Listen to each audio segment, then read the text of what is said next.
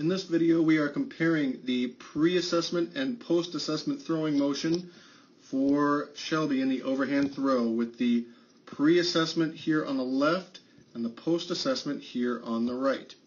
So as we're looking at their load phase, at the wind-up phase, and the post-assessment, you can see a nice T shape here. That's what we're looking for.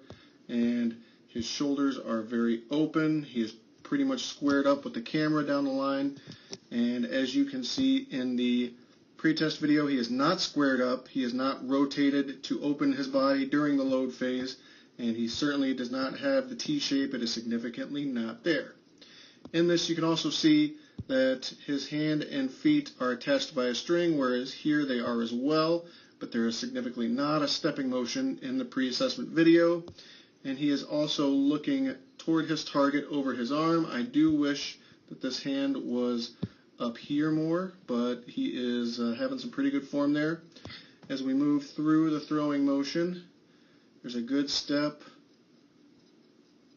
and a release on both sides, and you can see in the follow-through on both sides that in the pre-assessment video you can see a little bit of his back, but he is certainly, he certainly didn't rotate much in the video. And in the post-assessment video, you're pretty much looking at his back. He's leaning over a little farther than I want, and his hand is a little lower than I would like. I would like to see that more up near his pocket, but he's looking pretty good. And so as we go back, you look at this form, and we're looking at, during this, right before the release, we're going to look at angles of the knee, and we're going to go ahead and try and measure out the angle of this knee is almost 180 degrees. He is really straight-legged, and he is not having a lot of stepping motion. He's not putting a lot of power into it, whereas on this video, his leg is significantly bent, about 119 degrees. He's got a good knee bend in the post-assessment video, and it's going to provide him more power in his load phase.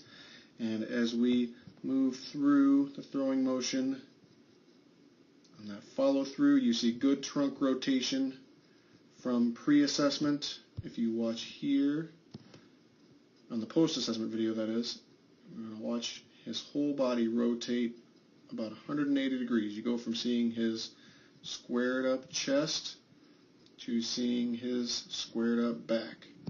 Whereas in the pre-assessment video, we really don't see a lot of his chest. He is definitely not leaning toward the camera, squaring up. And when he releases, he is certainly not following through, bringing his hand down near his pocket at all. So this is a video showing that the post-assessment video had significantly more trunk rotation than the pre-assessment video.